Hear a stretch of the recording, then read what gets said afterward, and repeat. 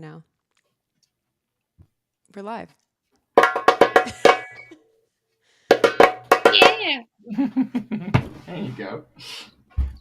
Hey, we have a blank space today because Justin is running late, but he will be here shortly. Welcome to another Bad Batch music review discussion, music and sound. Today we're going to be talking about the Bad Batch Season 3, Episode 9, The Harbinger. Glad to have James back, and also Christina, but glad to have you back, James. Yeah, me too. Yeah, this was a fun one. This was this episode. I was excited to talk about it today, for sure. Yeah. Hey, Ender. I liked this episode. Probably better than the last couple weeks, I think. Better than the ones from the past couple weeks, personally. Yeah, for sure. I actually crammed a little bit this week because I've been behind. And so last week's episode, I basically I just watched the setup and then just sped forward to the end of it. And then was like, okay, I think I understand what happened in this episode. Let's move on. It really felt, and then the gut punch at the end to be like, okay, you just did this thing for me, but I'm still not gonna tell you what you're after. I'm gonna go try to find information. I was like, why did we do that? Why did I watch this? Why did like this? We are almost in exactly the exact same position, other than Crosshair got to meditate a little bit. Other than that, I find zero reason for that episode to exist in this season. I don't know if I'm being a little bit too extreme on my opinion here, but I was just like, why did it even? I'm like, I'm glad I didn't even attempt to watch that episode. Do you mean the one with Fennec? Yeah, it's like I'm gonna go ask Fennec for info, and she's gonna be like, in classic Star Wars TV fashion, but first we got to do one job, and then I'll give you what you want. I'm like, all right, okay, this is the formula these days, but okay, let's do it. So then they go on this job, and I'm like, all right, this seems to be, let me just speed forward to when they get the information. And then at the end of the episode, she's like, I have to go find the information. And then you're like, wait, what? What? This whole thing could have just been removed, and, but no, but they got it. They have to go a job for a person. You have to do that, many times. And they followed it up this episode by bringing in, I feel like it's like a joke at this point. Yeah, I thought of that. I thought about you. I was like, it's a monster. Here comes another freaking monster for them to fight. I'm like, am I being trolled on this show? I'm like, it's like they're like, you are also, finally we're like, we have a Scheid Vengeance, and we're going to talk about M counts. We're going to talk about these two things, but first we must fight another giant fauna, so okay, so that's my thoughts. However, I did like seeing Crosshair meditate. I paused on I sped through all the bounty hunter job scenes, and it was like, ooh, Crosshair's getting some mental health there, like services. Finally one of these disgruntled, rugged men gets some type of emotional support here. And then I sped through the bounty hunter scenes and got to the disappointing ending, and then now we're here with this episode. Oh, you thought it was a disappointing ending? Interesting. Oh no, disappointing ending to the last episode. Oh, okay. The whole Fennec being like, yeah, the whole thing you asked me to do for you, I am not able to give you what you specifically asked me for. Anyway. Right. Anyway. I see a few people, other people in chat. Hello, Masked Jedi, and Jeannie, who says, "Yay, the full band batch! Yay! Yay!" And I'm glad it's for this episode. Good one. Mm-hmm. Yeah. James, since you weren't here last stream, do you remember off the top of your head? Do you remember hearing if you heard the Fennec Shand theme? I mean, maybe it happened during one of those scenes that I skipped through. Was it really skipped? Oh my God. I mean, isn't her thing like?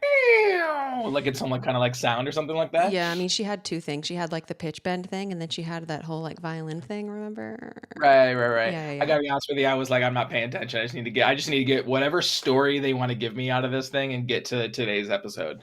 So, yeah. um, Well, so the no, I pitch did bend not thing pay was in attention. there, but the It violin thing was was not. good. I see. Good. Okay, makes sense. Yeah. And I mean, she's very much an antagonist in that episode. You know what I mean? Like, she's very, what, Kind of. anti-hero Yeah. maybe. She's kind of like gray area, but she's very like, And A gray fatale. bounty hunter. yeah, sure. Yeah, I mean, she just wastes their time for an entire 25 minutes, basically. Like, she's actually an antagonist to the viewer, is what she is. No. Well, the What are thing you is, we talking don't. about? I She think we'll see pulled her off a again, though. smart ploy. I wouldn't know I'm about gonna it. get these guys to do what I want and then leave Yeah, them. I see what you're saying. I see what you're saying. But yeah, anyway. Well, I think she'll come back. Maybe like she was doing some, I don't know, some scouting. That'll be for the good of everyone later. I don't know. I feel really bad for that poor Rhodian that was just trying to close a deal. He's just like, dude, I was this close to closing this deal. They're just like, get out of here, leave. Not bad. Maybe we'll get a whole episode about their deal that they're gonna make. Yeah, I could do without that. Well, the best part of last episode, and I hope you did get to hear it, was the source music. Yeah, that was nice. I liked that. I liked Yeah. the bar music for sure. Justin did a really cool recreation of it. And Oh. well, that'll be our outro music today, I figure. Oh, geez. Okay. But also the soundtrack is out now. The Bad Batch And yeah, season 3 volume 1 soundtrack is out now. So I haven't listened to it yet. It's like over 2 hours, but I will probably listen to it this week. And that track is on there. Oh, okay. Yeah. Cool. Yeah. We'll be coming out with the Band Batch cover album, the greatest hits, seasons 1. I 2, was and 3. thinking how cool that would be, right? Recreated on the wrong instruments. Recreated on all the wrong instruments. Yeah. Justin, Okay. your cover was so good. I really enjoyed it. Oh, thanks. Yes, it was a hit last week. Samplers. Do we have any highlights that we want to start with, or any examples that people have from this week's episode? And also in chat, if you have any favorite like sound moments or music moments, let us know. I thought it was really interesting. I mean, we talked about in the last episode stream, we had that kind of, is it Ventress or is it Phoenix theme kind of a thing? And it was kind of, it ended up being Ventress, which was a cool catch that I definitely don't remember from the Clone Wars of that music kind of a thing.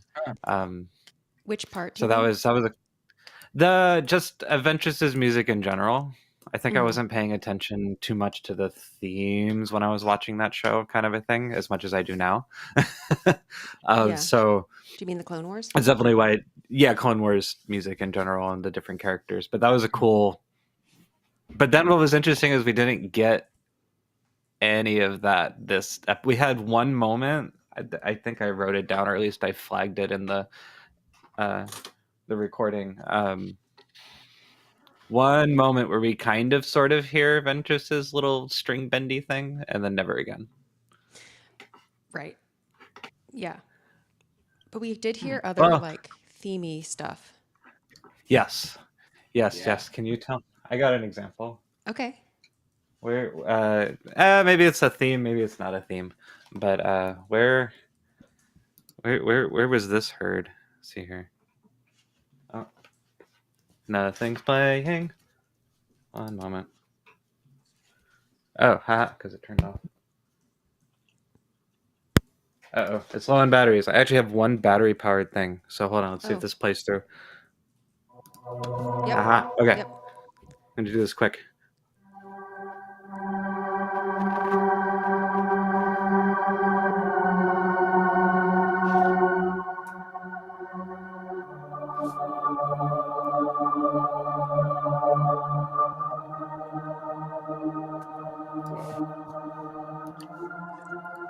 It's a very, very bad choir pad.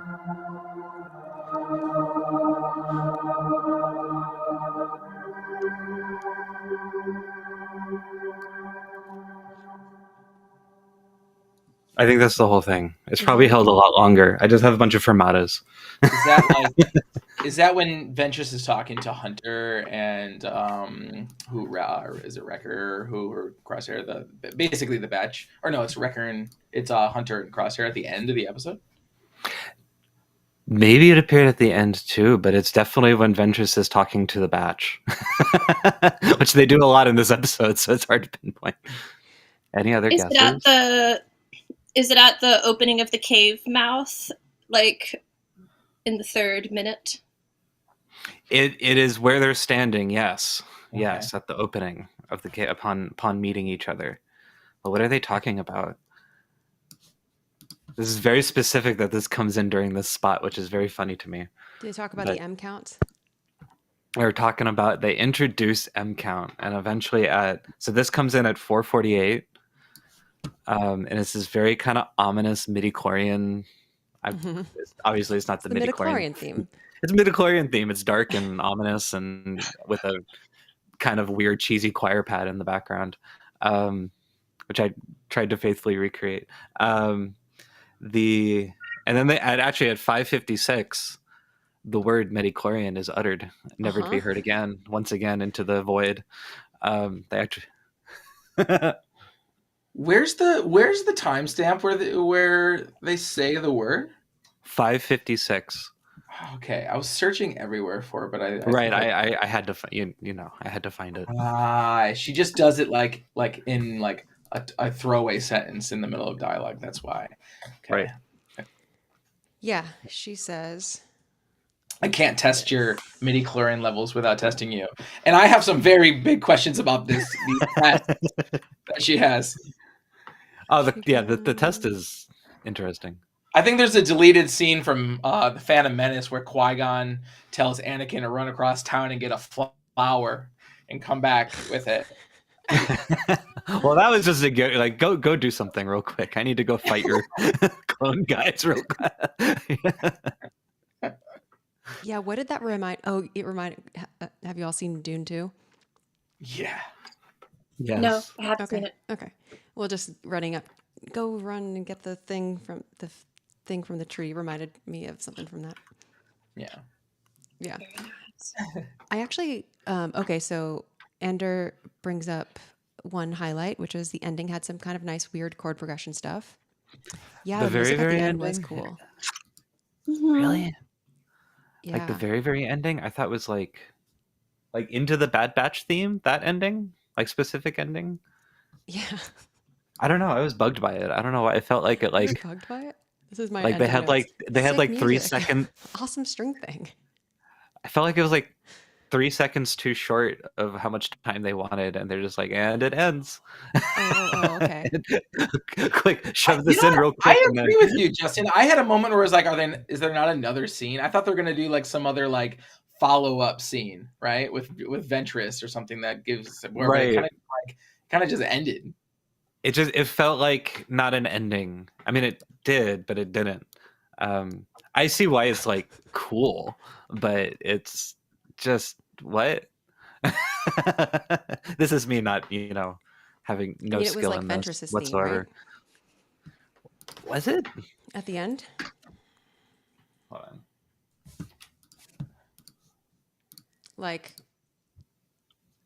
But like with some a little bit of interesting chordy stuff.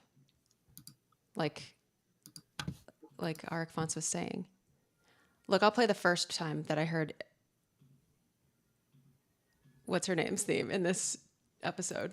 I mean, I don't know if it's like, I mean, I think it's our theme. Anyway, it's. Is it this? The first Yeah. time What I do hear you? The first time I hear it is like. Okay.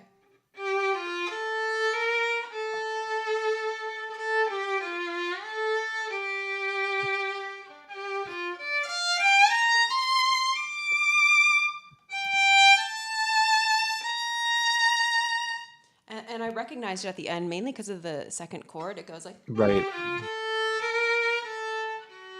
or something like. Yeah.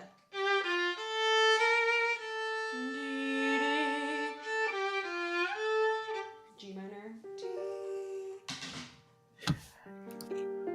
Okay, I know what it reminds me of. Hmm. What is it?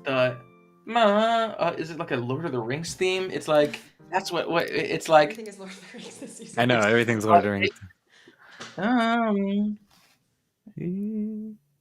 It's like ba-da-dum, ba-da-bum, bum, bum, or is that Marvel? Ba-da-dum, da-da-dum, bum, bum, bum. Any nerds know what theme I'm humming right now? Because I was like, that again. I thought it's the same thing that's in this last piece of music. It's ba da da da da da, and then it goes bum bum bum. What? You know what I'm talking well, about? the Avengers sound theme familiar? goes dun dun dun da da dun dun. That could be the right. So I'm trying Avengers. to. I feel like it's Rohan. Rohan. Yeah, Rohan. that's what I'm saying. That's Lord of the Rings, right? That's the Rohan theme. Ba ba bum ba ba bum bum bum bum. Yeah, And that's Lord So of the Rings, right? I think so, because I was like, ooh, that's something that I know. I was like, is that a Star Wars theme that it's indicating something? But no, it's just sounds like a Lord of the Rings theme.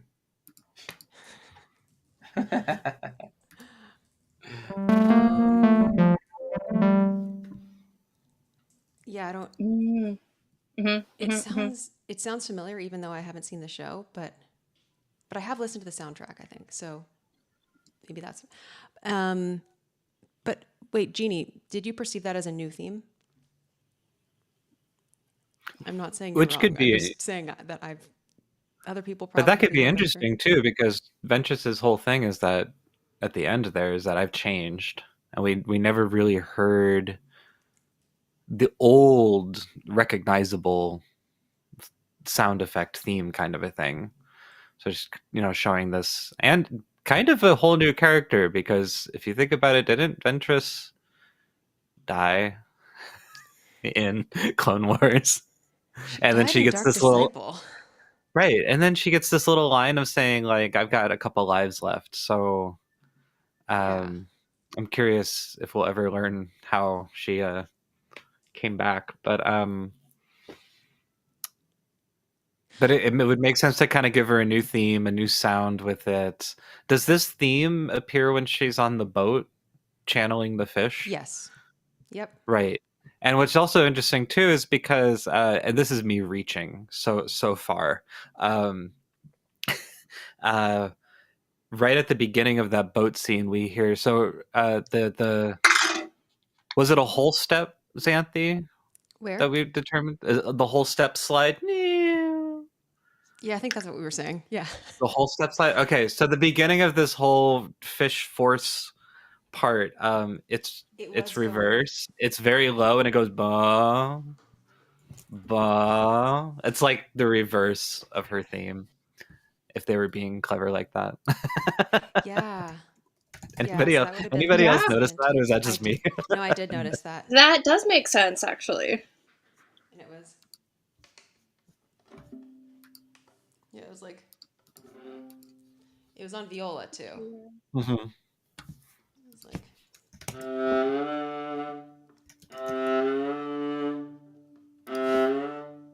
Right. Versus, would you be kind enough to play us the? Oh, right. The other one, I don't remember what notes it was exactly, but it was like. It's yeah. Put on any pitch, any note. It's that's the. You got it. We figured it out. By the way, it was the Fellowship theme, Mm. not the Rohan theme. And then.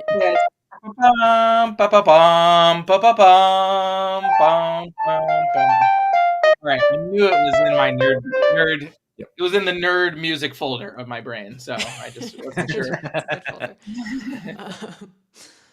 And the Jeannie says it would start to sound heroic and then have a swelling of darkness to it. Yeah, it was a pretty nice piece of music, and then at the end it got interesting. So if you do go to like 24:30, which is the part that bothered you all, yeah, I guess it starts around 24, 26. Mm-hmm.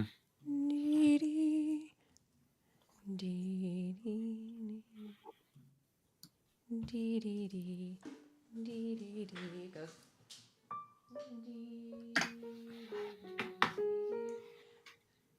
And it goes like. Sorry. I'm trying to hold. There's like a weird violin note that happens.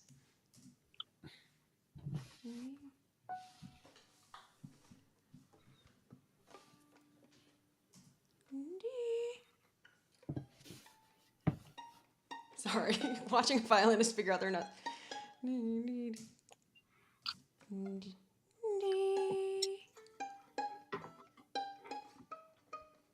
Okay, sorry. I'll have to transcribe it another time, but there's like two competing lines basically, and it sounds really good.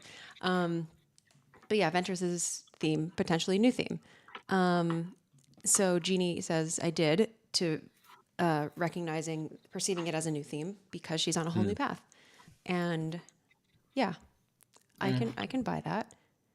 Also, did any of you read Dark Disciple? I know Christina did.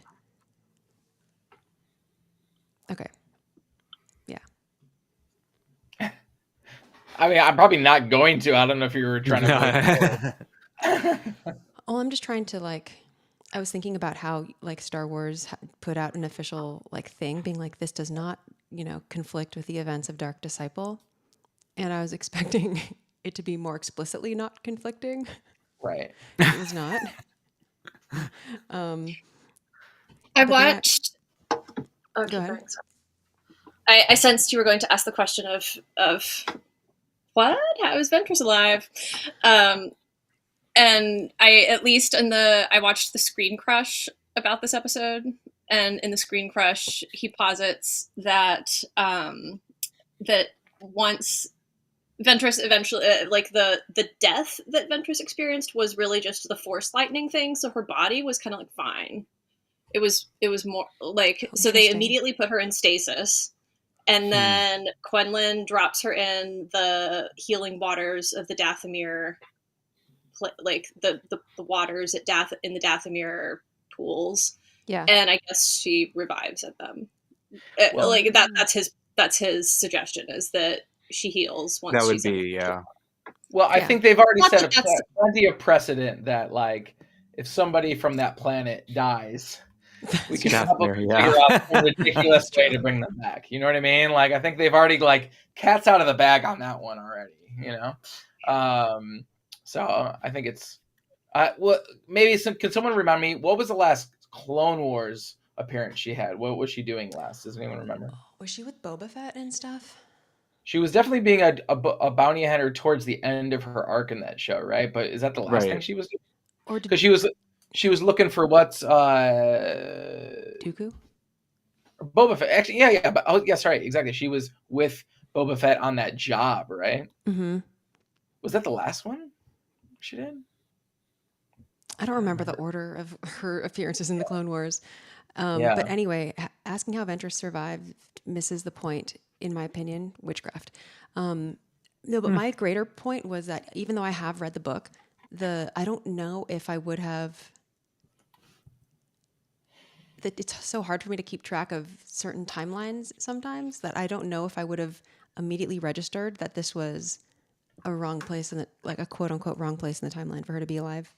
Anyway, so I just think that's. I don't know. Maybe it makes me question myself as a fan, but also when there's so much skipping, sometimes to get it straight, I have to really think about the timeline and where we are and everything. So I don't think I would have noticed if is the point. Right. Yeah. I think a bigger question is here, Xanthi, about Ventress. Is that Xanthi, I know you've told me before that people have told you that you resemble massage. But I don't see it. But this episode to me, I was like, is somebody aware of Xanthe's channel and is like, let's see if we can make this character somehow look even more like Chrysanthe. And I'm not saying now, I'm saying back when you used to have blonde hair. Oh, okay. Didn't you basically have this exact haircut? Yeah. I'm sorry, Xanthi. I was thinking the whole thing the whole time too. I'm sorry. I mean, am I wrong? I'm just gonna I won't put this It's on not the just screen, your hair; it's also your nose to eyebrow line. You would make a great cosplay. I'm just gonna say it. Everybody in the band you do it James very just texted well. me something. Everybody in do the it very well. If you want me to draw the Asajj Please. eyeliner and stuff on your face, I'm happy to do so. The lip, It's my favorite color of lavender.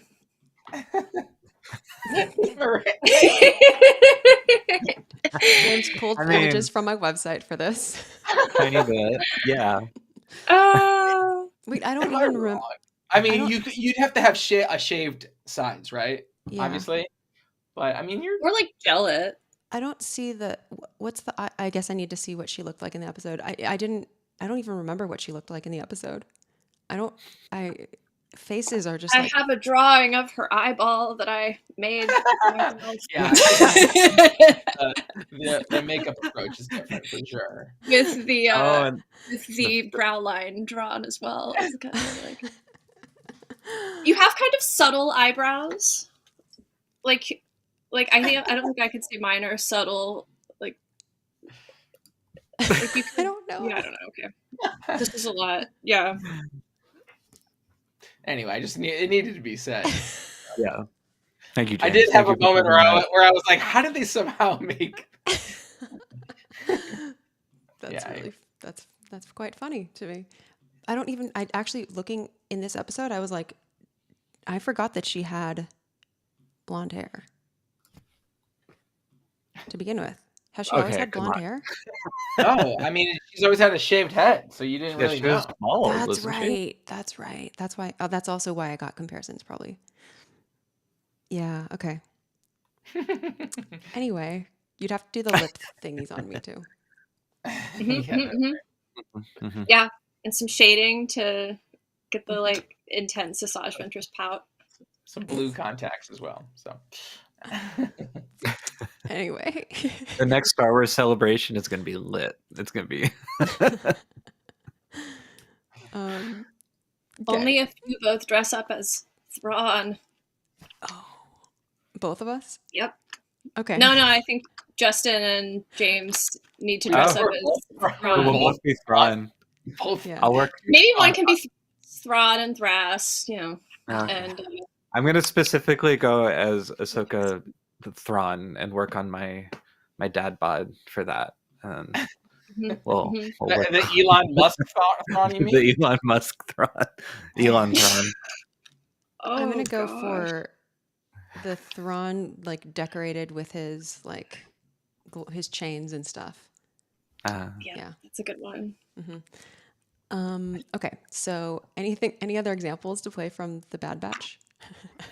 Yeah, okay, we can get back to music. Oh, you know what? I just wanted to point out that I thought the cave sound design was really good in terms of the also just how the dialogue was mixed and the reverb. I mean, that's a low bar to clear, in terms of just making sure that they sound like they're in a cave. But I just noticed it. I just the reverb voices and how it changed from around the episode depending on their environment, I thought was very well done. It's subtle reverb, but so you can still, it doesn't feel like you can still hear front and center, feeling like it's a well mixed TV show dialogue, but there was that subtle cave reverb, and it was really nice. I agree. I made a lot of notes about that, and in the maybe the second or third cave scene, the one where they actually have a fight, the sound design on that was so sharp and the animation was so crisp for that fight. It was really good. And I adore the moment when there were the knife sounds when when Asajj throws the knife at Hunter's feet. Like, they were so reverberant and nice. It was really exciting. And her WWE like spin move that she did was pretty badass. Yeah, it was great. I love a good fight scene. I do appreciate that she like evened the score and was like, "Drop your blaster. We're gonna have a hands and feet." You know, and she did use the Force, kind of cheated at the end, but at first she was giving them a fair fight, which I thought was nice. No cheating, right? That was cool. What she says as the fight begins. Mm-hmm. Yeah, at the beginning of the cave thing, like the music was sort of reminiscent of like horror, you know, like the way that horror films are scored, with a lot of like the techniques that we'll often get, like, you know, kind of scratchy string stuff and like stuff close to the bridge, and then the swarming where it's like, I don't know, the notes were kind of it was also reverb, but you could just hear that there was a lot of like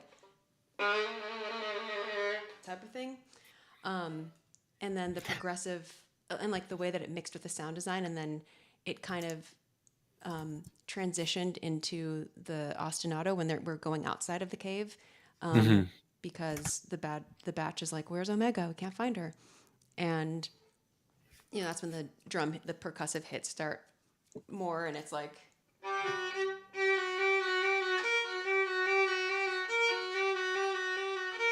And then there's making a sort of a parallel thing.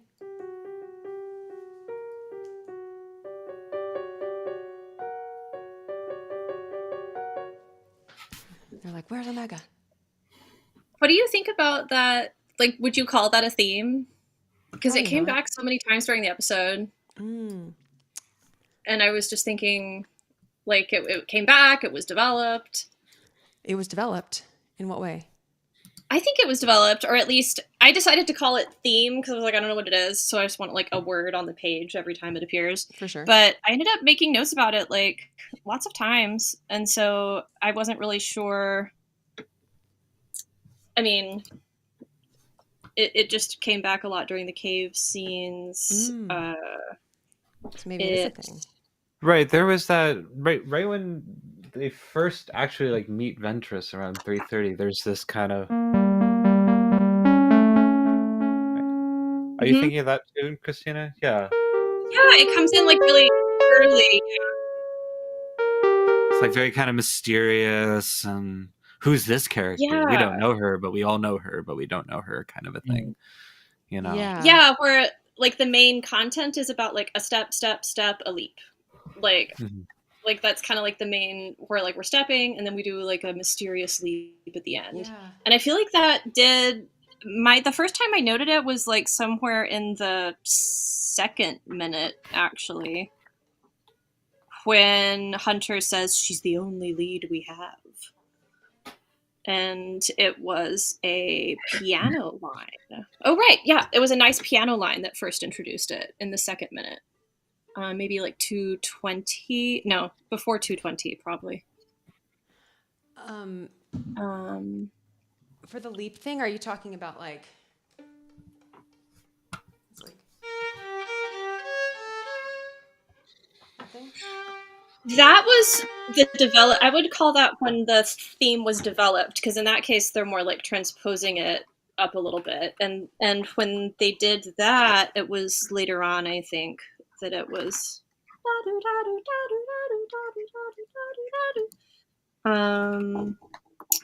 Yeah, that was more later on. Yeah, let me find that piano intro. Maybe that will because I feel like that one was really. I wish I would have written the exact code.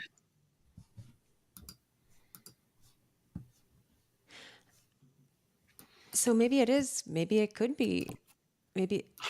You know what it also reminds me of, though? It reminds me of the music toward the beginning of season 2, with Fee, and some of the, because we were getting some sort of like mysterious, like, I don't know, cave. Oh, there was a secret cave entrance theme there. Okay, I'm Oh, like cave theme. I don't know if it's the same thing. Let me just I'm just gonna. Can you remind me who that is, Xanthi? Fee was the one who liked Crosshair. Oh, Wanda Sykes. Wanda Sykes. Yeah, there you go. Can't you appreciate that? Like Wanda Sykes is like just in this show. You know what I mean? Like long term. Yeah. Like Wanda Sykes is just like in this like niche spin-off animated Star Wars show. It's pretty wild. Okay, I don't think it's the same thing, but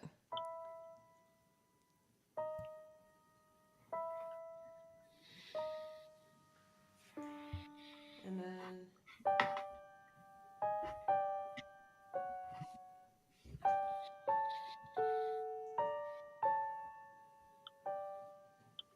okay, it is different. It is different, but just the sort of like, I don't know, There's a lot of parallel motion, right? I mean, lots of that's parallel motion, lots of like augmented leaps, and maybe it's just like the sound of secret caves, the sound of Yeah, right. magic caves, or something. I also got my timestamp. It was like at 1:20 Okay, let's see. is as early as I heard that coming in. Okay, here. When they're talking about how Asajj is the only lead they have. At least I think it is. Oh yeah.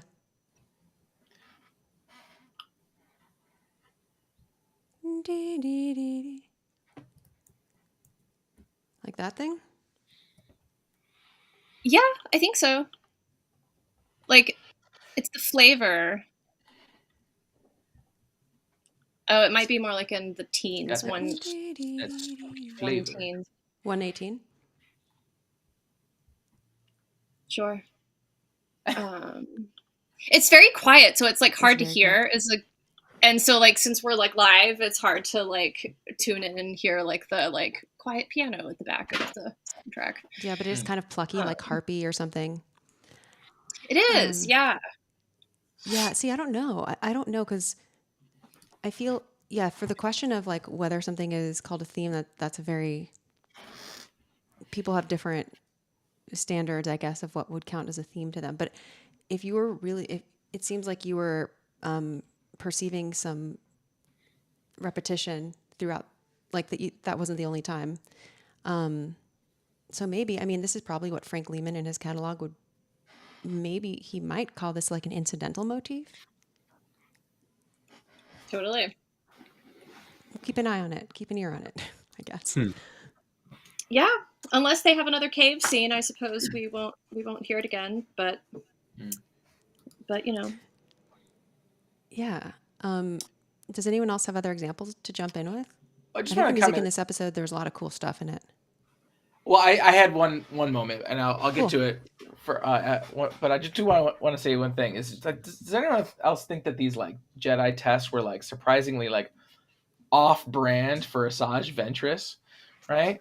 It's like, I am Asajj Ventress, and you must do my Jedi test. First test, balance this fruit on your head, and then like second test, go get this pretty flower from up the hill, and then it's like the third one is like, make these beautiful fish spin in a circle. It's kind of like Asajj, like you're supposed to be like this like spooky, badass, hardened, but everything you're doing is like really kind of like cute. You know what I mean? Like all your Jedi tests are like surprisingly wholesome and cute.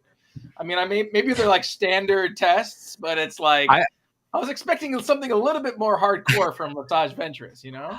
I was funny because I was kind of talking about thinking the same thing. And the only way I kind of had it in my head, okay, how the Asajj Ventress is just doing these like very, dare I say, Jedi-esque things. Yeah. Is that, okay, this is how I figured it in my head. It's like, now it doesn't matter whether it's about a Jedi, about a Sith, about an Acolyte, about any of these sides. She's just testing Omega on the very fundamentals of like, before you go either direction or any direction, can you even balance? Can you even like talk to fish. You know, you know that kind of. Can you even talk to fish? I Can you mean, even talk to fish? It feels like there's like a spectrum between those two things. You know what I mean? Can you even, you know, like run to, can you make it in time? Like, can you be on time, kid? You know, do these impossible That's things. True. So that was the only way in my head. I was like, okay, right. Because you think, well, I was also thinking like, we have all this trust in Ventress all of a sudden after, you know, I get it. It's a new world. We've changed. But I just had this vision of like, get on the boat. Okay. And Ventress just takes Omega. And that's it. We lost Omega again for a moment there. Right. I kind of had yeah. What's up? Okay. Two things. One is like, but actually explanation, which isn't my main explanation. It's not my main thought, but it is like, you know, in Dark Disciple, she does undergo development in that sense. Totally. And is like forgiven by Yoda and everything at the end. Like she's given like an honorable burial or something. And Kenobi speaks out and defends her as a friend of the Jedi, etc. So there's some peace made at the end of that book. Yeah. The second thing is, regardless of that, I found it really surprisingly fun to watch someone who's not a Jedi and has been a Sith in the past or whatever do these very basic skills tests, because it just reminds me like, well, whether you're dark or more light, the core, you still have to have the core. Like I think Justin was saying this, like you still have to have the core skills. And so it was almost like, I don't know, a weird going back to basics, and like, I don't know. Right. I liked seeing her in that context. Right, like the Monstars from Space Jam probably still did layup drills. You know what I mean? Like they probably still did sprints, even though they are an evil alien race of basketball playing cartoons. And also, what a throw of a reference!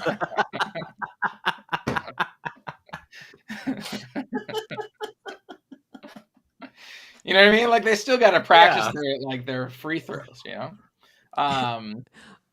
What Arik Fonts is saying is also another thing I was thinking, which was, well, he says, I was telling myself that she was sort of pretending to be an expert about tests that other people might recognize as Jedi, but only because nobody knows what it's supposed to look like. And that's the thing. Like, if I were trying to test if someone had like the ability to be like, I don't know, a great musician or something, or not even a great musician, just if I were trying to test someone's musicianship who's never actually tried to play music, I don't really know what I like, I might say, what do you clap after me? And then I might say like, sing that bird call that we just heard or something like, but I wouldn't really know what to do.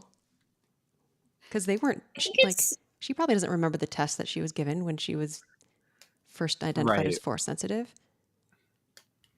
I think it's good to remember that in a way, like what she's not really testing is skills. What she's testing is like the sensibility, the presence of the ability to do that connection. Because since the connection with the Force can manifest in so many different ways, there is not one test that that makes that. But all of the things that she does, the fruit on the head and the go getting the flower from the tree, they're both like kind of like tests of character. It's like how long are you going to try to stand on this slippery rock, like, and maintain faith that you can do it. Right, and she mentions when I say that you have to go, like when I say that you have to go do this like this difficult task before the sun sets, even though the sun's already setting. That wouldn't be a test for quote unquote M count, because like even Luke and stuff didn't have the patience at first to do what he did have the ability to do. So I don't know how she would have demonstrated that necessarily. Like what I was running when she was like, I need to run some tests. I was like, oh, she's going to do what Qui-Gon did. She's going to prick her. Right. Qui-Gon's like, Right. hey, I found that sequence in Phantom Menace a little creepy, by the way, when he's like, it's just going to be a slight pain, and then I'm going to transmit your blood across the galaxy without telling you what I'm doing. But anyway, that reminds me of the I Agbui. think that would be a HIPAA violation, is all I'm saying. You know what Yeah, I mean? right. Okay, wait. Well, I'm convinced that the flower thing wasn't a test at all, and I was just I like, think they're okay, just getting out of the way. I need you to get away from me for a I think second, so, so I too. can beat up your brothers here. Okay. That just makes So I think it was kind of like, okay, you passed, sure, kid, you know, you failed the I first see. bit, but yeah, okay, you get it, you I passed. see. 'Cause Anybody else says, oh, sorry, go ahead, James. I was just gonna, because in my mind, there's like in the Jedi like training textbooks, they're like, should you happen to be on a planet where at the top of a hill there's like one white flower and a bunch of definitely do that test like that, and that probably should be your second or third test. But if you're not on a planet with that contains rare white flowers, Yeah, right. just skip this step. But if you happen to be on a planet running tests, definitely do that one. Get to the tree and back, yeah. But still, I think going back to what Christina said, like, even if it wasn't, okay, it may have been a test of character, but also I think putting her in unusual situations or even perilous situations, she could have done more of that, I think giving her a variety of those could have been a way to see if any of her force abilities would pop out naturally. Because, I mean, when are they going to, like, it might pop out when trying to, recover from something, or like not fall down or something. Yeah. She was checking Omega's innate abilities or her intuition. Yeah, something like that. Yeah. I also just want to bring up in Thrawn Ascendancy Greater Good, there are these people who do a very creepy thing, similar to taking a random blood test without consent. But they do this thing where they like kind of touch people, like they'll touch you, like kind of embrace you, but like they can like read your mind kind of by like touching you a little bit. It's very creepy. They'll like stroke your face and stuff. Yeah. Anyway. Yeah, like during conversation, they want to check like how you feel about what they just said. So they'll just kind of like stroke your face real quick. And then it's really interesting. Two things with this. Second thing is a musical thing. But first of all, when Omega goes, "What do you know?" to Ventress, did anybody else who have taught people in the past, especially young figures in the past, have this like little internal rage of feeling and understanding for Ventress of like, child, do not do not question me right now. It's just kind of funny, especially because of everything we know about Ventress, and here comes like, well, what do you know about any of this stuff? Why should I listen to you? It's like, which is it's very Luke to Yoda. Yeah, when they first met. It's very much. Like, I'm looking for Yoda. I'm looking for a great Jedi Master, actually. Like, what do you know? Powerful small warrior. And then going back to the flower, I found that whole musical sequence oddly unsettling. Anybody else? Oh, when she first ran off? Well, because it's okay. So the musical sequence that to me tracks is the unsettling part is right when the Bad Batch, Wrecker, Hunter, and Crosshair get their guns back and are like now evenly matched a little bit with Ventress, and you get this like weird Bad Batch heroic theme team up moments of like bum ba-dum bum bum bum bum bum, right? And they all like kind of appear as like, oh look, we're brothers again. And then we get this like very odd loose theme and variations on the Bad Batch theme of Omega running up onto the tree with the flowers. This starts at 11:50, and it's a long sequence, but it's just kind of, it unsettled me for some weird reason. Interesting. And this is after the yeah. Why don't you be good little clones? Yeah. Why did it unsettle you? Also, the flower test is not a test, but the fact that she succeeded at it was her best demonstration of sensitivity, because it was an explicitly sort of impossible task, like getting the melee runs in Rebels. Yeah, it was kind of like a Rimsky-Korsakov version of the Bad Batch theme. You know what I mean? Like, right. I think that's why. Explain what you mean by that, please. Oh, just like the instrumentation in terms of like, and the kind of the romantic it was like a full orchestra that's with like lots of little flute lines and clarinet Filigree. harmonies. Would you say? Filigree, flute filigree, maybe. Is that the word for it? I don't know. It just depends on what you're talking about. I like that. But yeah, it just reminded me of like some of the sweeping romantic sounds of like Scheherazade or something like that. And there's like a little bit of snare drum in there too to make it kind of passing around the theme too among the different instruments. Yeah. Like you get these 4 notes, and then you guys get these 4 notes, and then it's a slightly different harmony. And yeah, I don't know. I think the reason I found it unsettling because I can't think of another time they've directly have done something like this musically. In a weird way, like we hear like little elements of the Band Batch theme every now and then in like a sad way, or like the beginning or the end of the episode kind of way, the occasional heroic moment. I don't know. I felt like this was so blatant. I'm not saying it's bad. I'm not complaining. It was just kind of like unsettling in the sense of like, I don't think I've heard you all do this one yet. Yeah. Yeah. I get the sense that they like spent a long time on this episode and not on the last episode. Because they just needed those bar beats, you know what I'm saying? For last episode, that's all they needed. You know, they spent like all week just making that fat beat last episode, and they're like, "Oh crap, we got to score the rest of this thing." The orchestration was much more very simple, much better in this episode. Well, yeah, it was just much better, much more there. It existed more. Well, I'll tell you one thing that I felt like they could have spent a little bit more time on in this episode.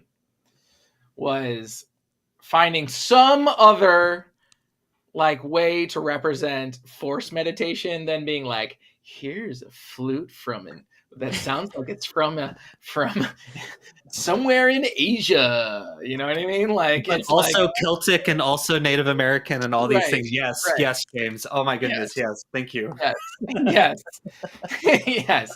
All right, we're getting a demonstration. It's like she's closing your eyes and concentrating. Better make sure it doesn't sound, you know what I mean? Like make sure it sounds very derivative of like. Well, like the whole the sequence before it too is all like these fourths and fifths of like very like I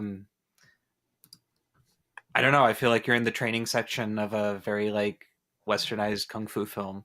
Yeah, right. But here's this flute that has like 8 different countries it's from, I feel like.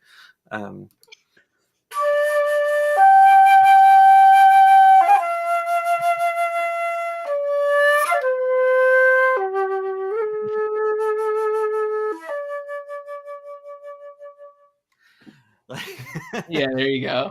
I'm so glad that you prepared to play that. It's a very weird sequence of notes, and it's kind of Middle Eastern, but not Asian. But then it's got this little Celtic-y thing going on, and then we have the little Native American pops, and it's I was confused by it too, James. Yeah, it felt a little bit too much like it was like on the nose of what they like. It felt like they could have thought a little bit harder about what kind of things they want to elicit there, you know? Right. Invoke, if you will. It invoked some things that I think were a little bit too predictable from Americans writing music over a scene depicting spirituality. You know what I mean? Yeah. Those are the notes. Yeah. I'll play it again.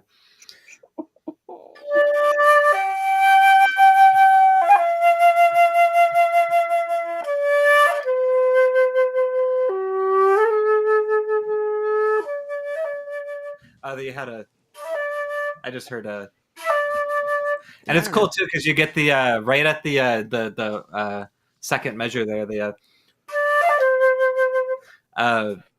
You get that little, they like a little extra little puff of air. I get that little kind of sound. That's what they should call those ornaments. Puff of air. Oh, I see. I thought they should call my cha-cha. It's a cha. Anyway, that was my takeaway. It was a nice flute line. It was pretty, It was Is that what nice. you're talking about? Is that the force Yeah. moment that you're talking about? Yeah, there because were she's a closing couple her others. eyes. Oh, She's the like closing her eyes meditation. while she's like and balancing, Right. But what about the force? Omega makes a force attempt at 1620 when she's like, what am I supposed to pay attention to or something like that? And she's like, everything. That spot. Yeah. There's like a few things happening. I'll put up my transcription. Like at 1620. We have a little something like this. Everything. So in the background, it's like, and then, I'll just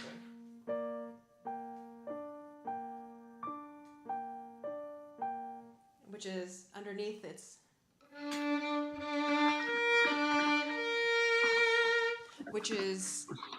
it sounds like it's going to be the beginning of the force theme, the force, the capital F force theme, but then it's not. But it's interesting how, like, it still evoked that with just this, and it was very little material, really. I mean, there's like plucky harp, just doing G minor chord stuff, But it's like, I don't know, maybe it's just the violins. G, I don't know.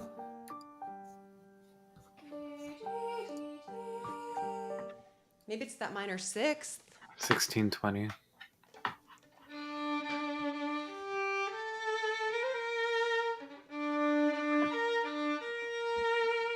I don't know. It's like the I did hear instrumentation, that. it's like the minor sixth. Mm-hmm. The minor sixth isn't even like, I didn't know that the minor sixth was like an important thing. Oh, you know what it might be though? Okay. It's not that it's a minor sixth. And by minor sixth, I mean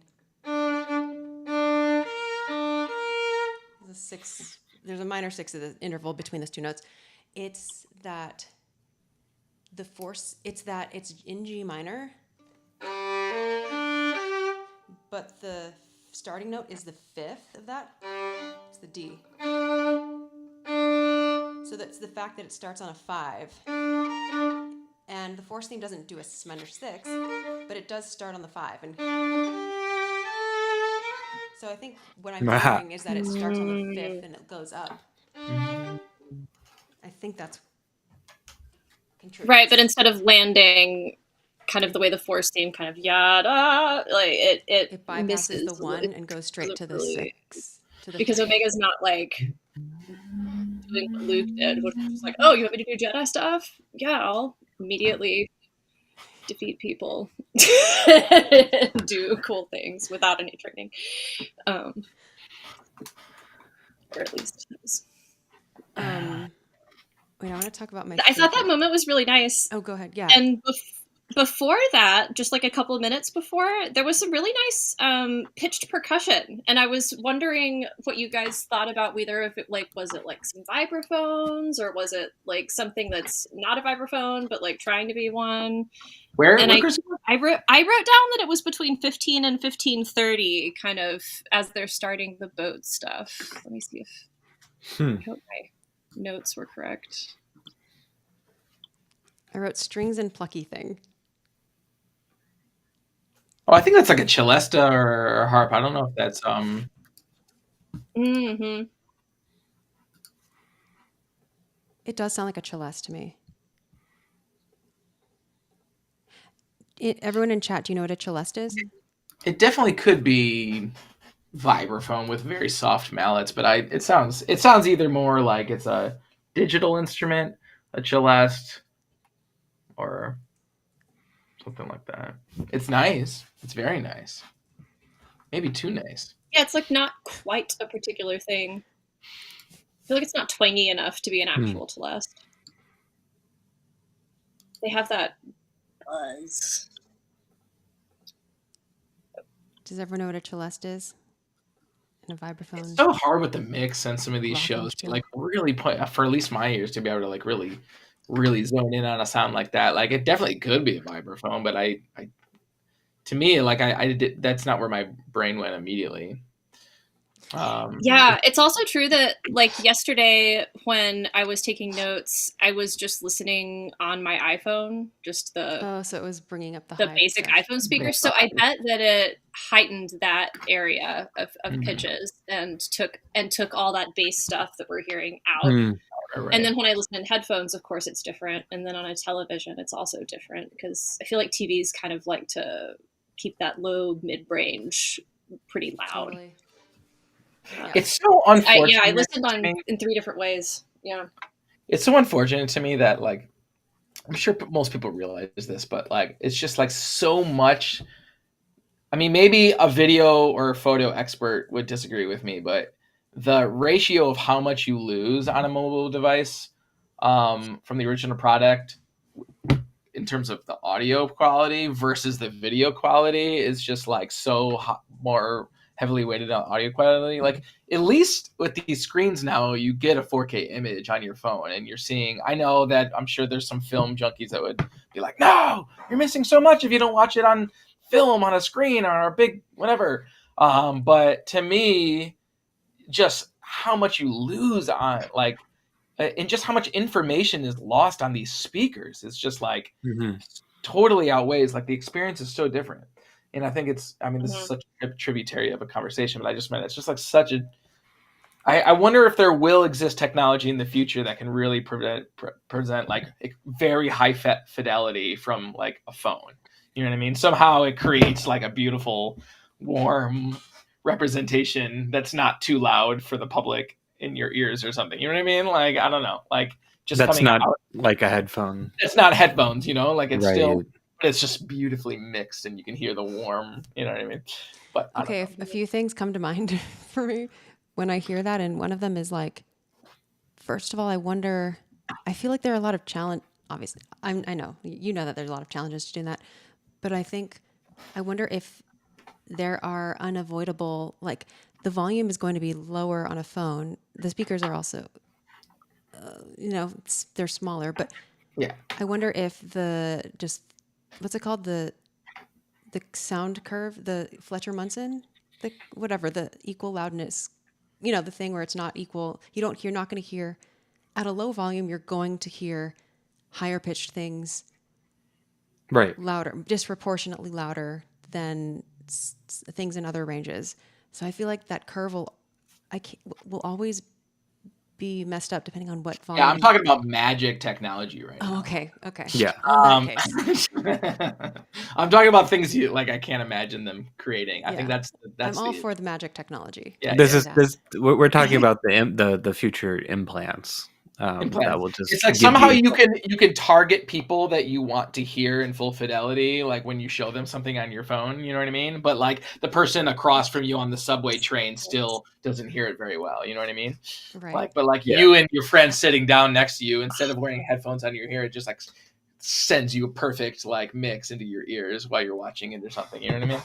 So gosh, I want that so much. I feel like I'm really bad at, like, we all have different skill, like our brains are oriented in different ways to where, like, when you're in a crowd, can you specifically hear the person who you're trying to talk to and tune out all the other people? And I'm really not very good at that. It's so difficult for me. I literally do this when I'm trying to like socialize in that way, and that would be such a wonderful thing. And this reminds me of last week's conversation, Justin. I think we were talking about the way that the diegetic music was like mixed differently because of when the conversation was in the foreground. Yeah. Okay. I want to mention one of my favorite really short bits of music. And so imagine a few layers. Actually, I'll just go ahead and put up the transcription now, which is it's before the part that you found unsettling, and it's when Ventress is like, run off and find the thing, and then she runs off, and it's like, oh, I didn't add the stems on the violin thing. That's okay. it's around 8:52, and it's so brief, but it's very it was very delightful to hear. And let's see. That's right. Okay, so I'll build this up from the ground. I'll build this. Okay. I should have gotten my lead pedal out. So first, here's a sustain, A flat violin, and then the violins are like, Mhm. the woodwinds are like, or the celli are like 1, 2, 3, 4, 1, 2, and then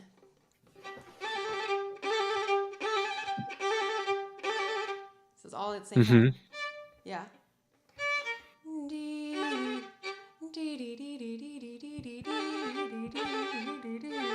I can't do it at the same time. But this, like the eighth notes with the trill on the first eighth note, I feel like that's like one of the more interesting violin ostinato things that they've ever written, in my opinion.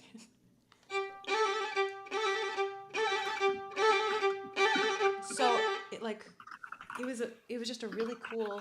It was a really cool. I don't know, whimsical sounding moment that conveyed like the rush, the flutter of her like quickly running off.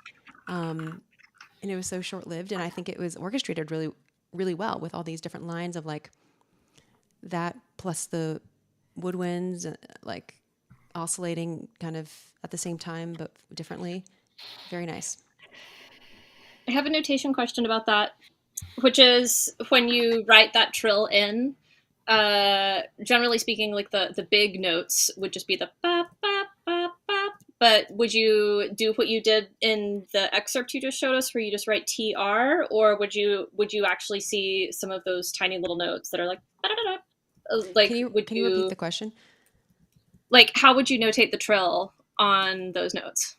What would you notate it the way you did there, or was that more of a shorthand way of notating it for your purposes? From an engraving perspective, I think. Good question. It was mostly a shorthand, but also, would I also have done that? Let me think. I'm listening to it again to make sure. Okay. I know it's not very clear, but the way, like a visual thing, like when I notated it, I have like the two big notes. Sorry, in my direction. And then the three little trill notes.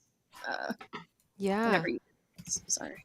Like I might write it out as, because what is it? They're actually 32. Are they actually 30-second notes? 1, 1. D. I could, because it's such a short amount. The trill is so short that it's not, that I could have just written out the tiny notes. I could have done that with a slur.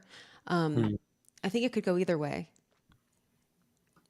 It would all depend on, and the slur is key because it lets you know that it's. Yeah. Whereas but like writing a trill, the slur is implied, so just shorter. Right. Yeah. Cool. Yeah, good question though.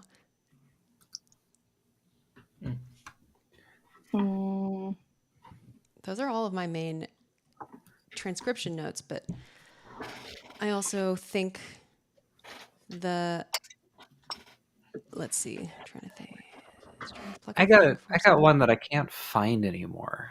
I've been trying to search for it for the last 5 minutes to find the timestamp, and I had a question about it because man, I can't find it anymore. Okay, so there's a point in this episode where I feel like it's Ventress and the Bad Batch are squaring off. We're gonna have a battle. We're not quite battling yet, or something like that. And it's like on the faces, the camera's like on the faces or the eyes as they're like sizing each other, like one of those like standoff things. And we get that really classic like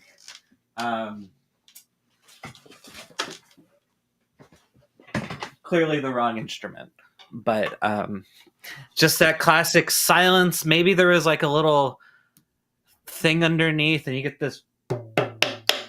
Yeah. You know what I mean? So it's interesting, Justin, to hear you say this, that you can't find it, because I literally have the exact same experience where I'm like, I watched it the first time and was like, there's a really classic drum percussion part when they're facing off, and then I scrubbed through this entire episode and I cannot find it. I can't. Is it at find 10:45? The hand-to-hand combat music? Well, it's like, but it's like yeah. when they're looking at each other, and it reminds me of the Cad Bane standoff moment when there's like, Yes. I was can't like, find it. I can't find it either, and I was like, what? And I was like looking for like 10 minutes before we started our stream today. I'm like, I guess either I imagined it. Okay, Where? is it? It's in It's gonna be somewhere like it's random. 12:20, where they're Omega has just been doing the hunts, and there's like a wind theme, and then there's like a pause, and Crosshair kicks off the fighting again with a gunshot. It's so quick, And and I now understand why I couldn't find it, because it's like 2 seconds, and it's I even called it. I thought it was Coleño, and I made a note about to ask, like, is that Coleño? But it totally is obviously percussion. Yeah. Don't steal our Where is it? percussion dollar. Don't steal our what? 12:20. Yeah, that is a drum. That is definitely a drum. It's like this. It's like, yeah, there it is. Oh. Yep. Mm-hmm. Yeah, I'll show you. So I guess I heard that, and we both heard it. We're both looking for it, kind of a thing, and clearly this is a very classic standoff, tropey musical score kind of moment, kind of a thing. And I guess my question with it was, we notice it a lot. Where is it from? What is it trying to invoke? Oh, Like Morricone? Is it like a Morricone thing? Is it again like a samurai movie kind of a thing? Does it come from like, I know there's a lot of that kabuki style of music that has these like gung gung tuk tuk tuk, like very like simple little repeated things for action, like the clappers, and there's the occasional drum. Yeah, the clave. The other time I know, I swear the sound is when we have a scene of Geonosis and Attack of the Clones. I know that's like scattered all throughout episode 2, that sound. go, go, go, go, go, go. Do you know, James? Do we know any guesses? Does anyone in chat know? This is what it would have sounded like on Coleño.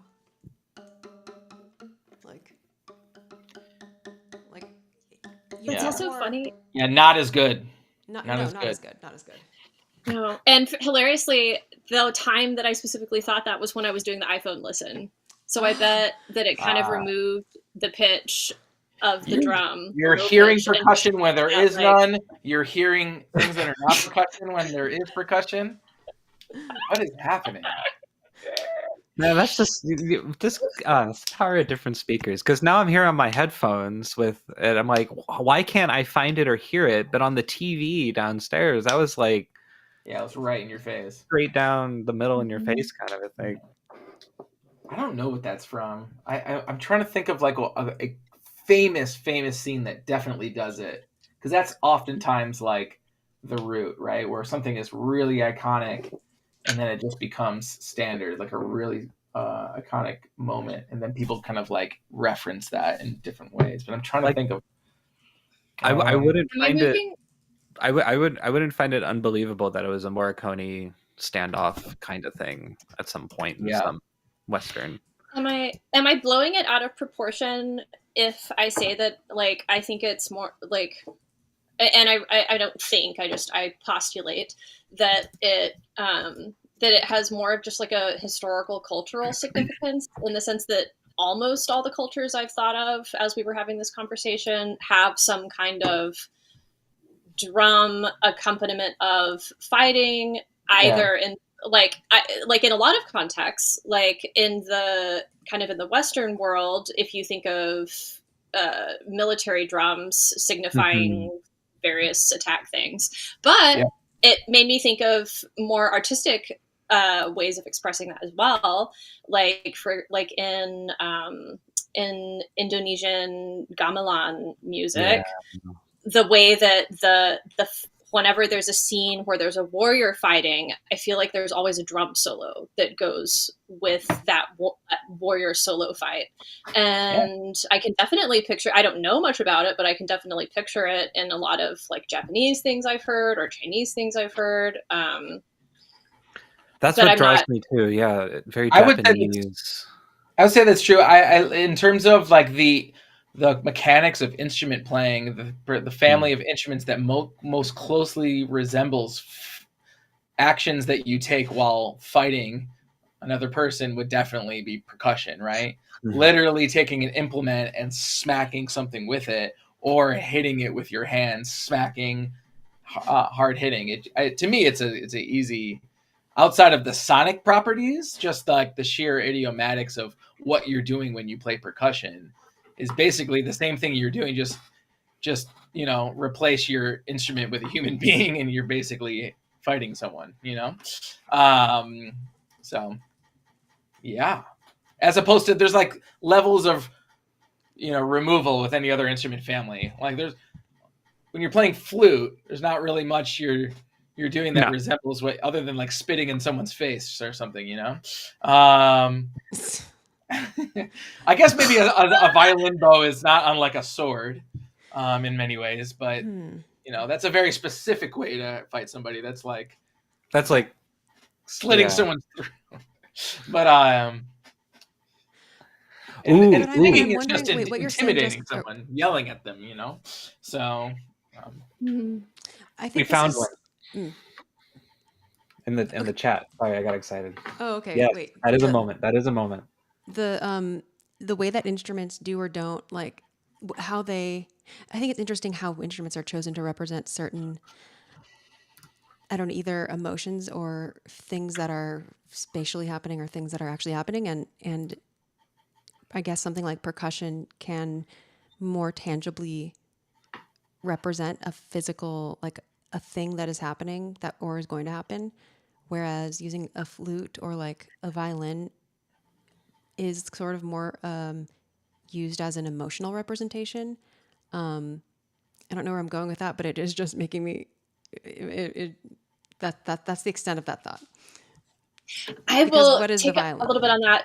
Mm-hmm.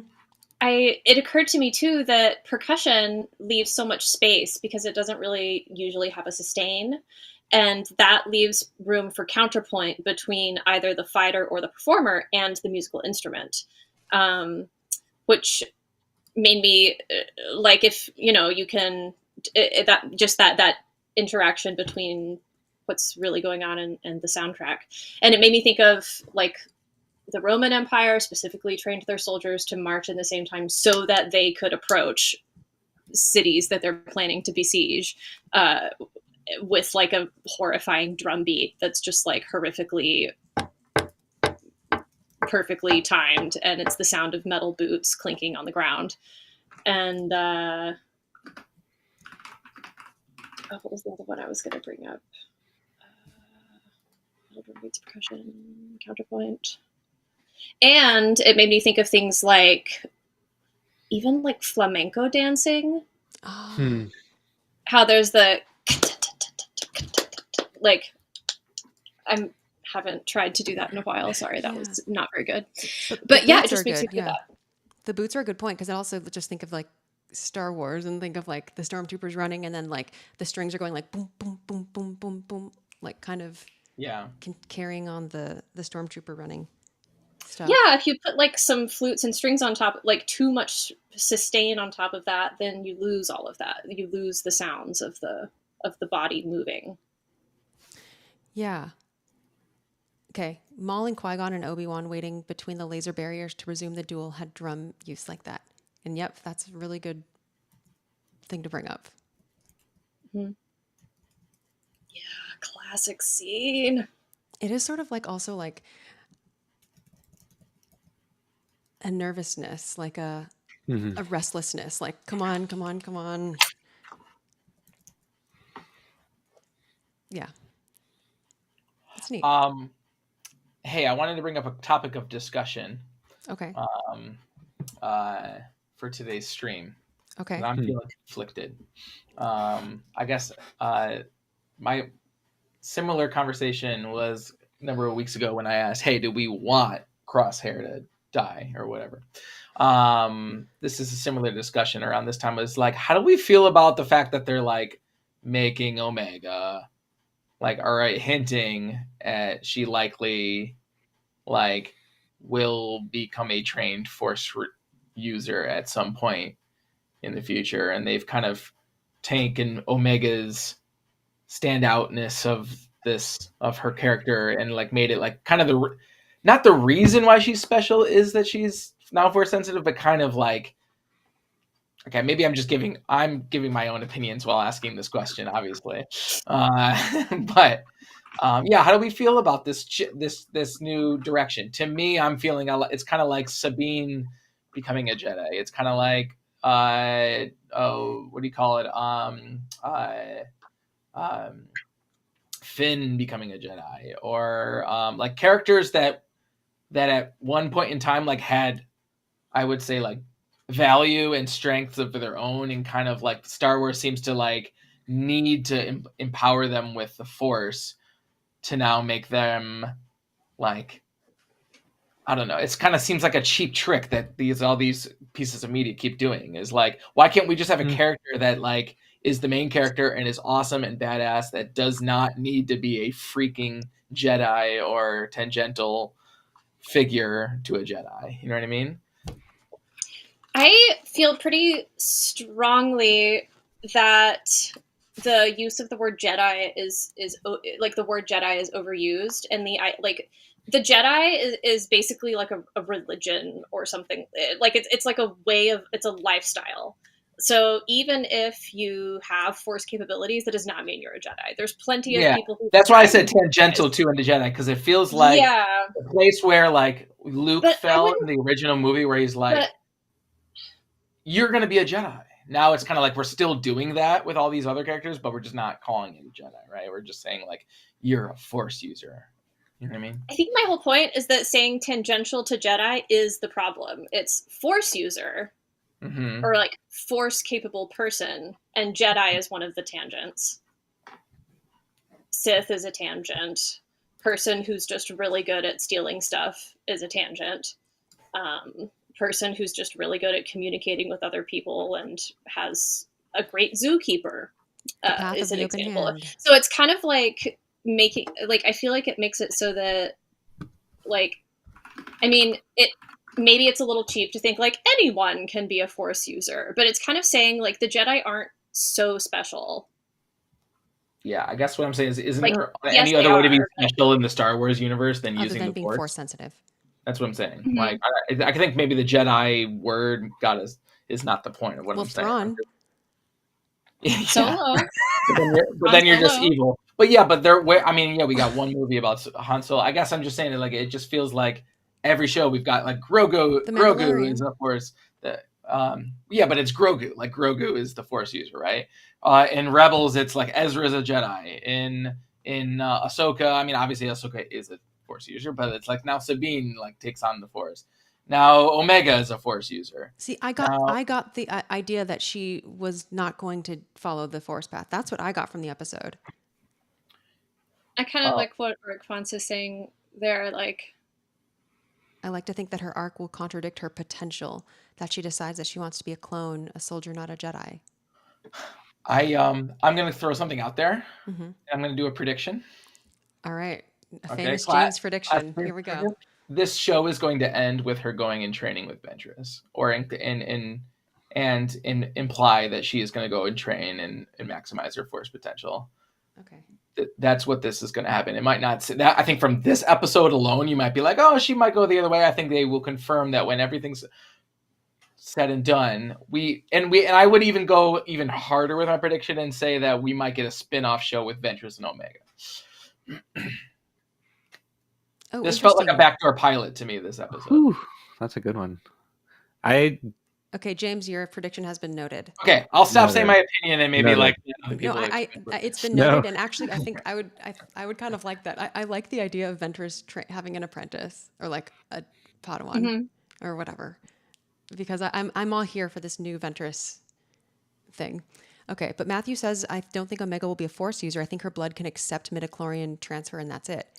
And that's not something specifically that I had considered, because I was a little bit confused. Like, right. So does she? They didn't do a blood test, but like, it seemed like she didn't overtly, apparently, in a way that was manifesting during these particular tests seem to have that like an outrageous midichlorian level in the way that we thought that what that meant. Or maybe or maybe this detail, she does have a high M count, but maybe it's showing that having a high M count doesn't necessarily, you could be like, like in Well, the Ventress series. kind of passes that off too. There's a little throwaway line too that she says, it's thought to believe that those with a high M count have a stronger force thing. She's like, I'm a Jedi? And she's like, no. Like, no, you're not.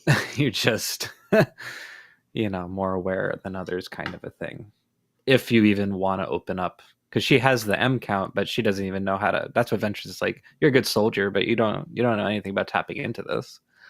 Yeah, but I would assume, like, obviously having a high M count doesn't make one a powerful force wielder. Right. But I would still think that prior to this episode, that having a high M count, it would still show up somehow in an untrained way, maybe in a like destructive way, sure. Maybe in a really weird specific way, maybe. But it seemed like Omega just didn't really have it. Didn't really. Right. She couldn't even bounce that fruit on her head. Yeah.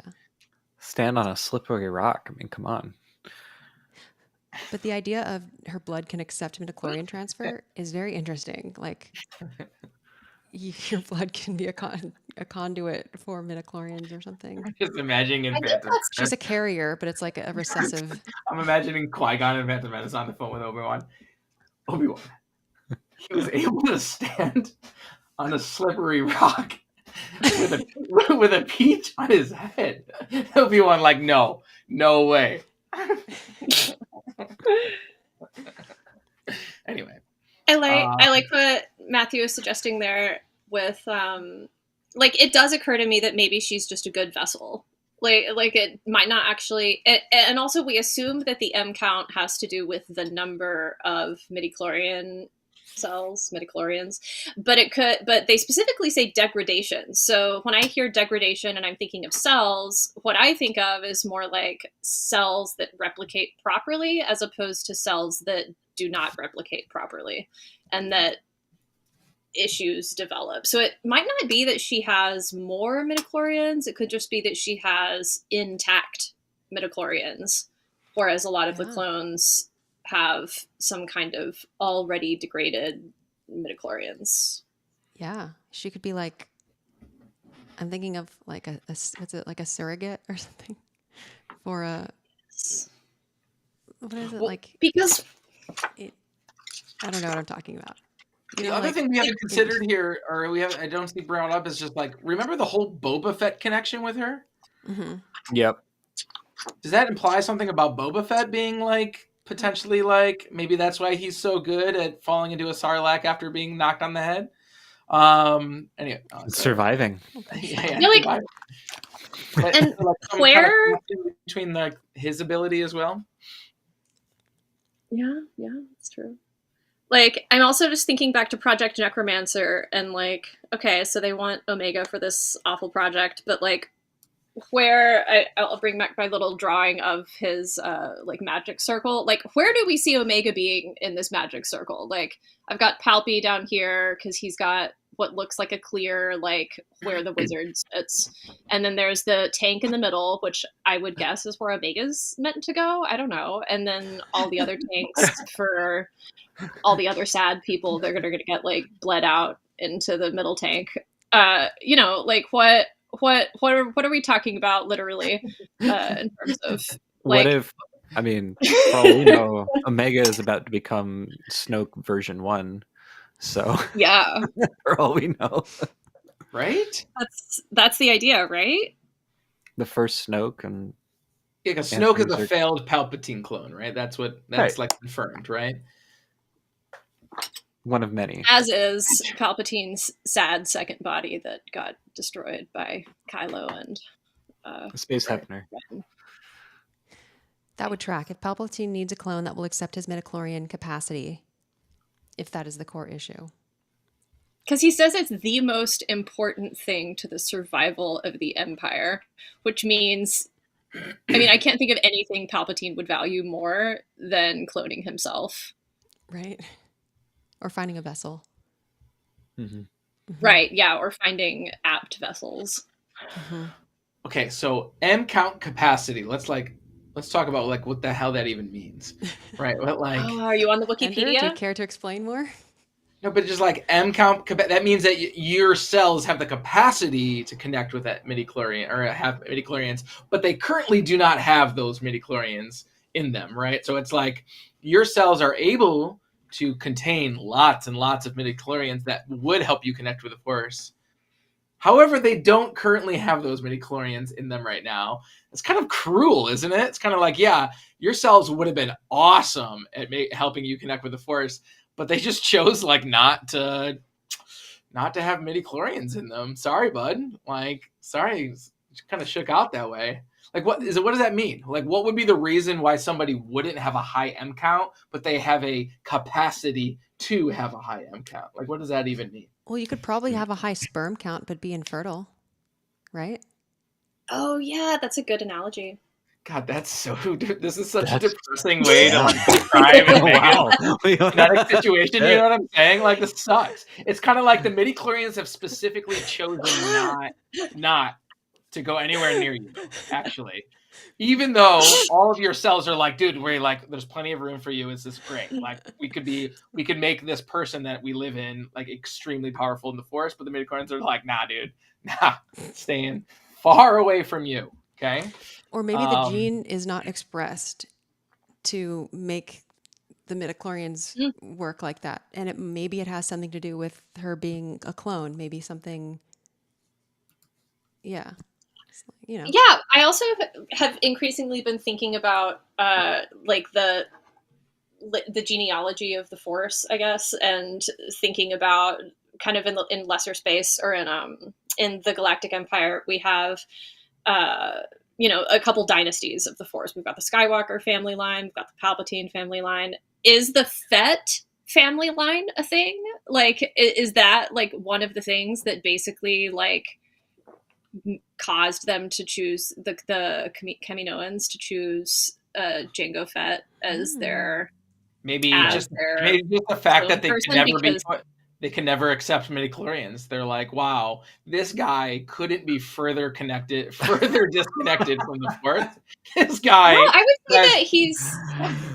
I would say that even like it seems like he might be connected to the Force because he just naturally does things really well. Like he's just naturally a boss at everything he tries to do. Right. And so are all of his Wouldn't that mean he would have a lot of midichlorians then in his blood? Maybe. Or maybe the act of cloning, maybe midichlorians are like, dude, this is not a natural being, so we're not going. It's like your immune system attacking like an organ transplant or something like that. They're like, the midichlorians are like, this is a clone. I'm not going anywhere near that clone DNA, but like Jango Fett himself has like a lot of midichlorians because he's like the actual original organism. You know what I mean? You know what I'm saying? I do. I can't tell if you're joking or not, though. I'm not joking. It's like the midichlorians can sniff out the clone, is what I'm saying. Yeah, I agree. Yeah. Either that or somehow the Kaminoans like figured out how to remove it in the cloning process. Like, we don't need this. Right. You know?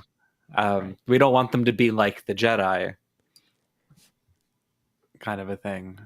And then Omega they're like, whoops, and let's keep her.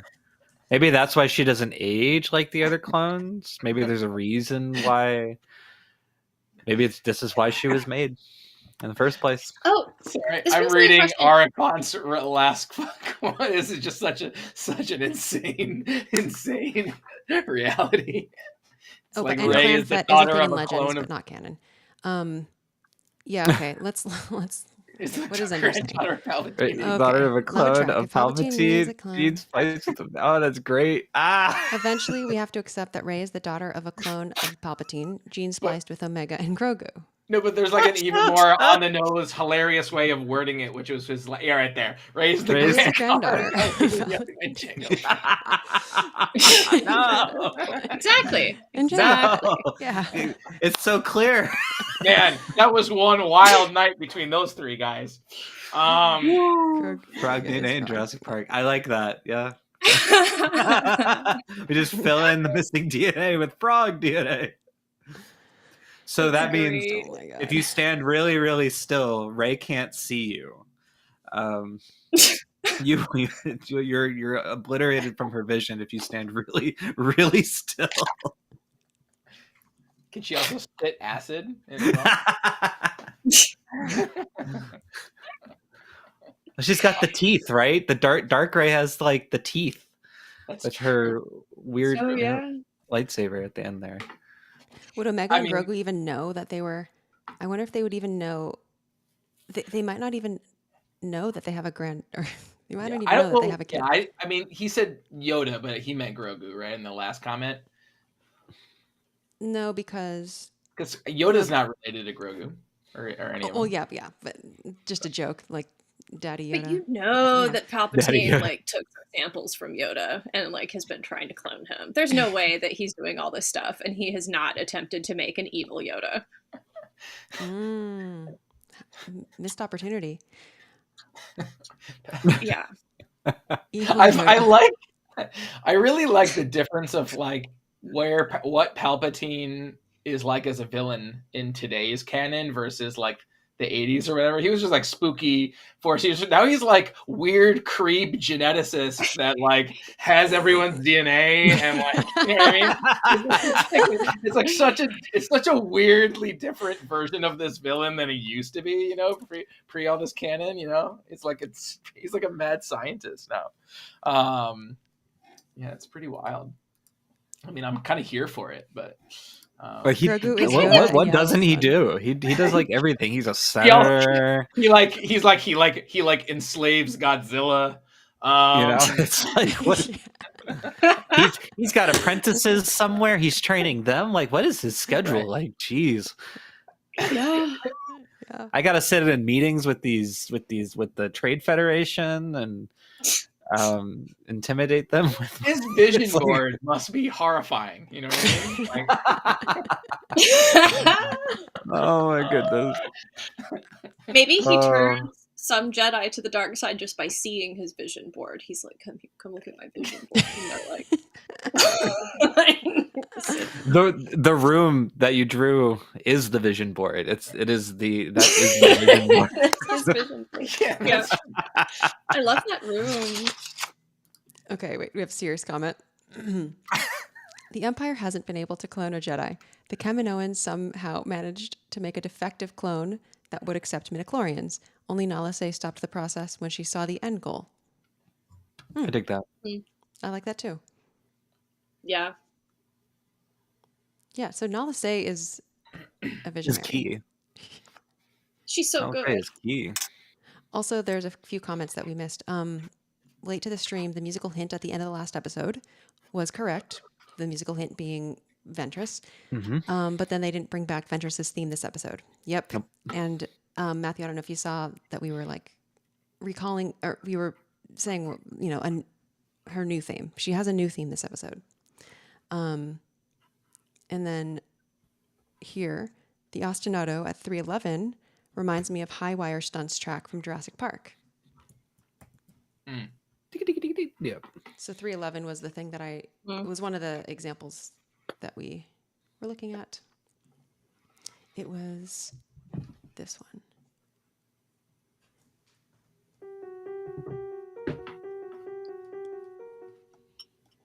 yeah. Yeah. Mm-hmm. Yes, we have some love for this. I have a theory. sound note that's not really music, but I really love how I don't know how to say the actor's name who plays Asajj Ventress. Is it just like Nika Fetterman? I think. I don't know. But I looked her up and I was like, oh, she doesn't look. I think Chrysanthe. Yeah. But yeah, I really liked it. I I always like to listen for like where is an area where like she does a really good job voicing her character, and I thought like in the like from 5:45 to 6:15 or so is a part where she's she has just mentioned the Jedi and the midichlorians, and she's like, here's your intel, now I'm gonna go. And Omega comes in and is like, no, wait. And she's like, move, child. And her of child is so good. And then she says, like, there were a couple of good phrases, like something like, I can't do that without testing you. Like her use of the two T's next to each other, the end of without and the beginning of testing, the silence between those was very successful. Without testing you. Ah, what's the timestamp of that? She 5:45 to 6:15 is Okay. the. Ooh, I have to drink water. Nice.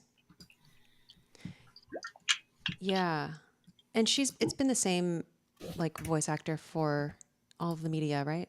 Clone Wars. No, there's two different people who do it. There's Nika Fetterman, and then I didn't write the name of the other person who voiced her in other things. But Nika was the same one from Dark Disciple. Oh, wait. Apparently. Was the audiobook narrator? Or just did... Yeah. I forgot. Or just... Oh, okay. I think so. I feel like I've also heard... But then there's also the... But there's another name. Dooku Jedi Lost? What about in that? Dooku Jedi Lost actors. I feel like I've also heard a much deeper one. Oh, that's Orla Cassidy. Okay. So there are a few. At least a couple. And I think it's kind of cool that despite the fact that there've been... Yeah, when I just like immediately voice it, I find Nika Futterman, Gray, Delisle, and Trish Pattenden are the ones who come up. But that's just according to like Google or something. But yeah, I like that they're able to keep that. And just a few other, like from that same moment when she says, the truth is rarely comforting, like that changing S's to Z's is really successful. And then when she says, you asked for this, and she puts a lot of H in the you asked for this. And I guess it didn't occur to me, but when I watched the Screen Crush about this, Ryan Arey made a point to note that that Ventress's character is very snake-like, and that the snake is very important to her, and that part of her whole thing and part of the snake's whole thing is that it's a venomous creature that we fear and we assume is dangerous, even though it just wants to do its own thing and actually doesn't want to hurt anyone and is actually a kind of a nice creature. It's only going to hurt you if you're either like not only that, but snakes eat like things that spread disease, like some rodents that like that's kind of like the snake's main food is rodent control. But like, I just think that's I kind of forgot about that mythic metaphor that goes back through all of time, where like Ventress kind of represents that character that we all think is a villain. Blah blah blah. How could Ventress be helping? She's an assassin, but like, she's just a person who was really skilled, who ended up on, you know, like she said, we're all pawns in the same war. We all lost. Mm-hmm. So I like this. I like snakes. I relate to snakes. That is why you would make a good Asajj Ventress cosplay. We're just gonna have to get you training on the vocal pronunciations. We'll do some sessions. Okay, sounds good. Cute. That reminds me of. Do you guys watch Knives Out? Oh yeah. Yeah. No, I wanted to. Hugh did this. Remember that? Hugh. I love when people say you are the one. Okay, we didn't talk about the Vrathian, the monster, yeah, the new Vrathian. monster, which is it has a bioluminescent shell with his bioluminescent shell and his eyeball. And a very strange mouth.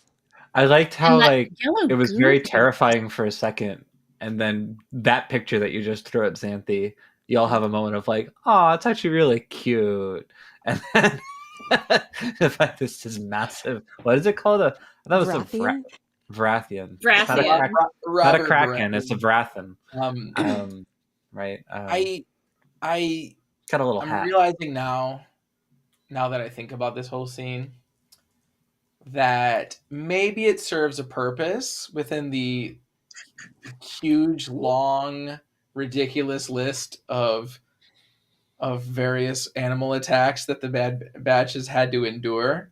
In that, maybe, I'm not sure if it is, but it for sure, Asajj was very much like, stop shooting it, and let me just show you how you can connect with this creature and get it to leave you alone, and get it to to aid you and not be a threat here. And maybe there was some thematic purpose to including yet another giant creature battle, because See, James, they were listening to you. They see, James, here's a big creature that we'll treat it with love. Next episode, that's a different story. But this episode, we will treat this one with, maybe this is why they keep getting attacked, is because Omega has this M count thing, and these animals are like attracted to Omega. Clearly Batcher gets it, and it's just Omega's been the problem this whole time. But I think it's interesting how I guess this is the first time I believe this is the first time we've seen this creature. Yeah. Mm-hmm. And there's something on Wikipedia.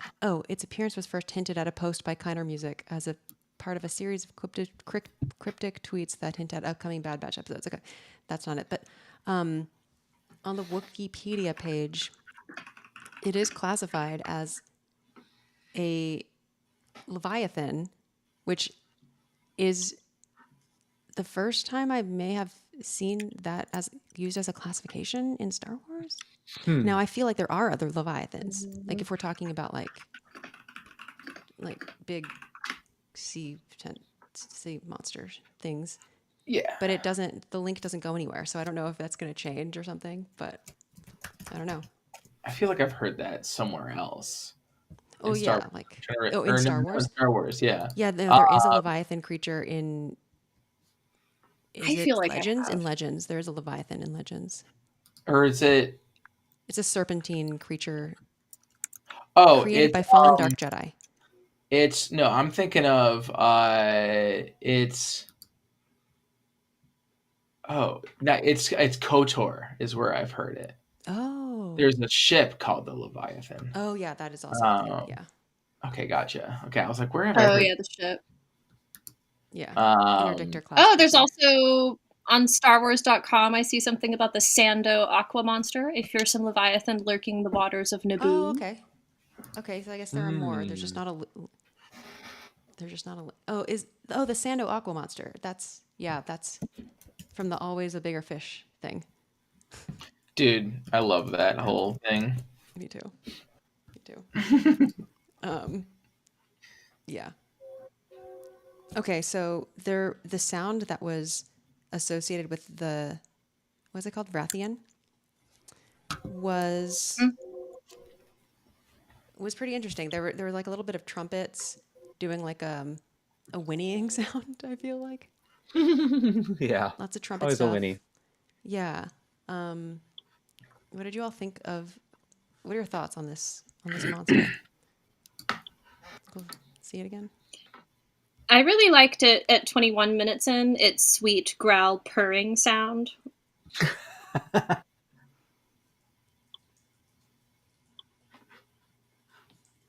about you, Justin? Anything stand out? Was it kind Not of a whole lot for this creature, I'm going to be honest. I thought it was... Yeah, I wasn't paying... I think I was kind of in the... Why is it oozing green bioluminescent algae out of its mouth kind of a moment. It took me a while to like figure out what it was for a second. Like what it just seemed like I wasn't no comment. It's so funny. I feel like as I soon as wasn't I paying saw it, I immediately was like, oh yeah, I know exactly what that is. Like I see like what the function of every part of its body is immediately. Yeah. Oh, interesting. I was really But I fixated also on the really mouth. like deep sea creatures He's got and a glowing. bioluminescent things. He has a glowing mouth because he just ate all those bioluminescent fish. So he's just got like it's kind of like Oh, it's like Cheeto dust, you know. Yeah. And that now it doesn't have drool. yeah, the drool left. It was kind of unfortunate. I liked the drool. Okay, let me Yeah, read. yeah. Okay, let's see. I First blame the There's show, some good comments here, but but first, I go ahead. I was just gonna say I kind of I just tuned out. I like when this happened. I was like, I will wait for this sequence to be over so I can go back to paying attention. I just like I've gotten to the point with the show where anytime these animal attacks happen, I'm just like, Animal attack. I'm done. I'm done. I'm like, I don't care anymore. It's like a trigger response now. I'm just like, like I do that. I literally do that. Oh, You know, so I understand. Bellowing, But then the growling, shrieking. bioluminescence was so pretty. it Right. was. It was That's- kind of like a coral reef come to life in some ways too, is what it felt like. Or and I liked the camouflage. I feel like it probably hides at the bottom of the ocean like a sand dollar and just kind of like is like, haha, I'm a mountain, walk on me, and then walk into my mouth. I don't know. I feel like I like creatures that their camouflage is also a passive attack. Yeah. I think what confused me is the beak on this. Yeah. I'm reading the carapace, like the shell protruded out above the creature's face, protecting a bony beak. Yeah. That was confusing for me. But now I get it. Now that I know that it was a beak, I guess. it's very Lovecraftian, right? Or it's Yeah. just like you barely can even understand what you're looking at. You know, it's like the whole cosmic horror of it. You know? So Okay, so in Dark Disciple, Ventress gets Voss to kill a large sea creature to prove his worth. That's right. I think I think what happens with this large creature shows how Ventress has changed. Yeah. Oh, and that was really sad. Yeah, that's That one was of her really life's sad. biggest regrets, probably. Yeah, that was. It probably is her life's biggest regret, like getting him to Probably. take that further step into the dark side when he wasn't because then ready. he went too far. Yeah. Yeah. Because she was trying to teach him how to tap into the dark side, but not to actually give himself turn. over to it. Wait. Because that was kind of the thing with the Mirror Sisters is they're not like they're not like consumed by the dark side the way Sith are. They know how to like flirt with and then control a little bit of the dark side and how to use its sort of rage to make you move faster and to make you change your relationship with the Force a little bit, so that instead of like Jedi are really intense about being like, no, we follow the Force, but the whole dark side thing is that you actually manipulate the Force to do what you want it to do. At least that's what I think. That's my take on it. wait, did you say that Ventress was training Dooku or something? No, Voss, Quinlan Ventress Voss. was training Voss. Quinlan Voss so that they could assassinate Dooku. Yeah. Oh, I see. Yeah. The Jedi Council teamed them up, made Voss team up with Ventress because felt that Ventress could have a better, would help Voss get into, the right mindset and stuff to kill Dooku. And so she was like, you have to tap into the dark side to kill Dooku. Okay, looked it up, and Rey's father is born 12 BBY. The Bad Batch is taking place 19 BBY. There's a big enough gap that I think my theory with the Bad Batch will destroy Mount Tantus. That I think my theory that the Bad Batch will destroy Mount Tantus, setting their program back years. Ender says, biggest regret of her previous life. Right, that's right. Yeah. And then the huge dramatic cue when Omega returns with the Blossom, only to find Ventress, demonstrating her Force choking skills, had a Kylo Ren vibe, a Kylo Ren theme vibe. Is that what you found unsettling? Did you find that unsettling, Justin? It was weird. It was. Yeah. But, there's only so many, like, themes and combinations, dare I say, that we'll get that will sound similar, will sound not, you know. Yeah. I'm trying to find where the timestamp is for that. Probably like 13 something. Do you have a timestamp on that, Chuck? And yeah, I have 13 Omega returns. yeah, we have a half step thing. I made a point to note there that there were empire re-intervals. Which, yeah, must be Totally. what? Da, da, da, da. Yeah. Yeah, it's Da, da, da, da. we get that. Yeah. Good catch. Which is also like it's like one of it's like a theme that happens in Mandalorian too, with like what's his name, Moff Gideon, a number of times. Yeah, and like what makes it sound similar is like, well, we have a half step here, and this is a tritone, so it's such a short. It's like a motto theme. It's so short, and it could be evoked easily, Right. without even having to give more detail or prove it even more. But yeah, yeah. Mm-hmm. What did you guys think of the underwater sound design? For that, when she dives in. I thought that was... Because we get to hear the lightsaber. Underneath the water kind of a thing, which is weird. I think I put it at 1945, maybe. Okay. Let's see if that's accurate. I'm predicting how this is going to go. You're hearing all this high-pitched stuff because you heard it on a phone.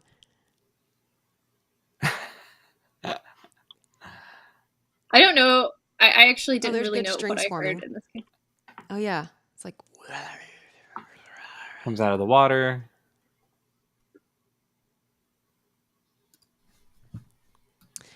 I like the splash. You hear the bubble sounds? Yeah. Okay. It's terrifying. Okay. So here's what's weird about this for me then. Okay. Is that we're underwater, and that lightsaber, for the most part, this is me being so nitpicky. The lightsaber doesn't sound like it's underwater. It just sounds like a lightsaber igniting. Maybe a little dulling of the high frequencies, but I would imagine a lightsaber being ignited underwater would cause like such heat, such force under that water. It would either like extinguish the lightsaber, or it'd be so more powerful. It's just, just heat coming off of that thing, and you don't even like, you see the glow of the blade, but you just see like bubbles, kind of a thing. Well, can someone remind me about the Clone Wars arc that was like completely underwater? Wasn't there one where they were at Mon Calamari with all those guys, and there was like, what's his name, Kit Fisto, and they were like fighting underwater, and I'm sure that they, and like Anakin and Obi-Wan were like fighting underwater, and I'm pretty sure they were using lightsabers, weren't they? Season 4 premiere? Yeah, it's like Water World or Water Wars or something like that. Yeah. Remember that whole thing? Yeah. Like there's some precedent. There's definitely precedent for using a lightsaber underwater. Now, how they portray the physics of what the results of that, like you expect that it would like boil the sea around it. You know what I mean? I want to do a big shout out to the sound designers for Rebel Moon, because they did such a good job on the sound design of those really hot blades that I don't know if anyone saw Rebel Moon, but there were some really, really hot blades that instead of sounding like a normal lightsaber, they basically like steam is just like flying off of them, like very dramatic. How would you you saw Rebel Moon, Justin? What did you think of that sound design of those blades? I thought the sound design of those blades were great. It sounded hot.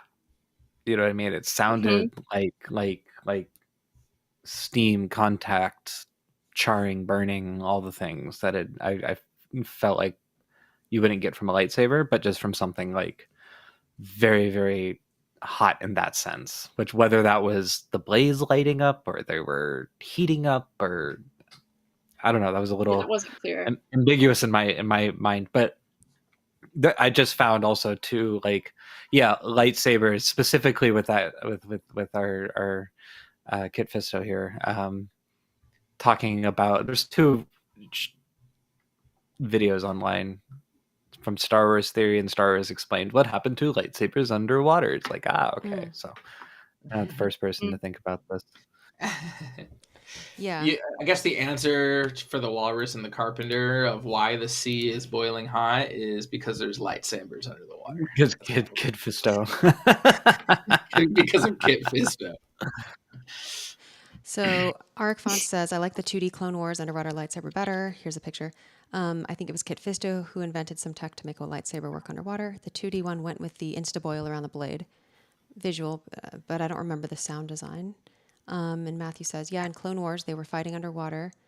And that was the such a lightsabers acted just as if they were out of water. By the way, of Kit Fisto in that show. I haven't really seen that show, but that was such a wild. Can you put that back up again? Oh, that image?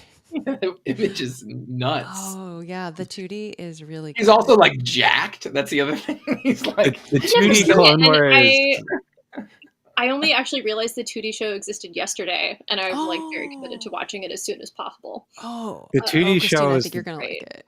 Yeah. That was like the only Clone Wars I knew, and when they came out with the now bigger canon version, I was like, "What? They're redoing? Didn't we just do this?" Is Right. My imitation of me as a child. But yeah, the 2D Clone Wars was like, that was canon in my head. That was Mace Windu jumping out of a building, falling, and it's great. It's wonderful. I'm really excited. Where in Rebel Moon were there blades underwater? No, not underwater. They're not underwater. But they sort of like steam. They steam. Yeah. Okay. Like yeah. it's like they thing. vaporize the heat. It's like they vaporize the moisture in the air or something like that. Like I think they were called heat blades or hot blades or something like that. Do you remember the character that wielded them? Yeah, I remember her. I just didn't. Now I know what you're talking about. I thought the sound design for that was actually really cool, even though the movie was really weird, bad. But shout out to Arik Fonts, who worked on fonts for that movie. Alien typefaces that you can see throughout the movie. So that's awesome. That's why. Yeah. Okay. Hi, Ziggy. Yeah. Hi, Ziggy. Let's see. Any other notes from this episode? Predictions for next episode? Yeah, it's tough to know exactly what's going to happen next week. Yeah, a monster. There will be a monster. We will kill it. I think that when the Empire attacks Pabu, that monster is going to help defend the island.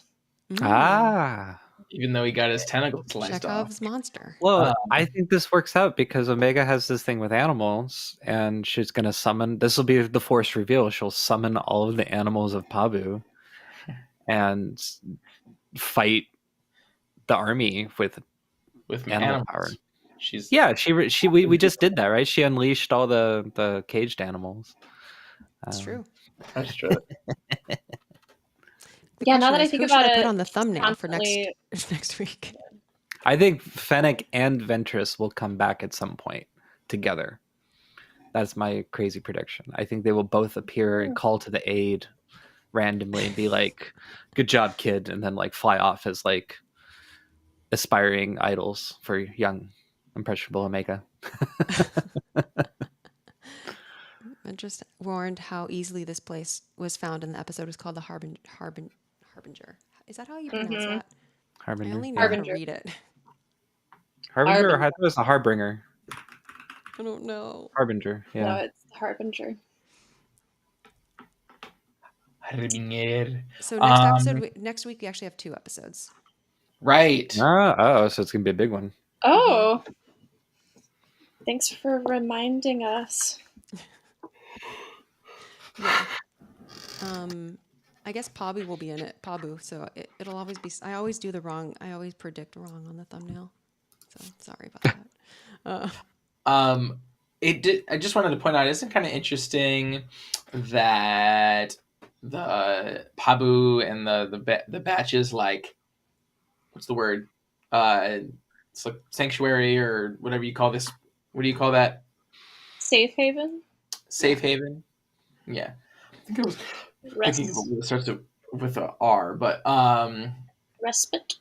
Yeah, maybe. But yeah, so is it interesting that their little safe haven is like a big mountain, and like the other spot Like that Octo.